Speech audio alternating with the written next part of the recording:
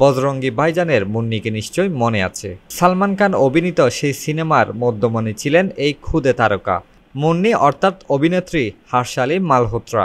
কবির খান পরিচালিত ওই ছবির পর কেটে গেছে বেশ কয়েক বছর। বর্তমানে হার্শালির বয়স 17 বছর।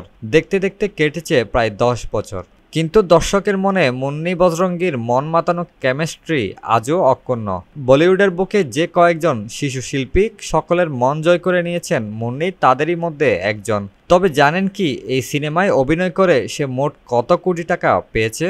বলিউডের আজ পর্যন্ত সর্বাধিক পারিশ্রমিক পাওয়া শিশু শিল্পী কিন্তু এই মুন্নি। শুটিংয়ে মুন্নির দিন প্রতি পারিশ্রমিক ছিল 2 লাখ টাকা। শ্যুট হয় প্রায় 100 দিন, যার অর্থ দাঁড়ায় পুরো সিনেমায় অভিনয় করে মোট 2 কোটি টাকা পারিশ্রমিক পেয়েছিল হার্শালি মালহোত্রা।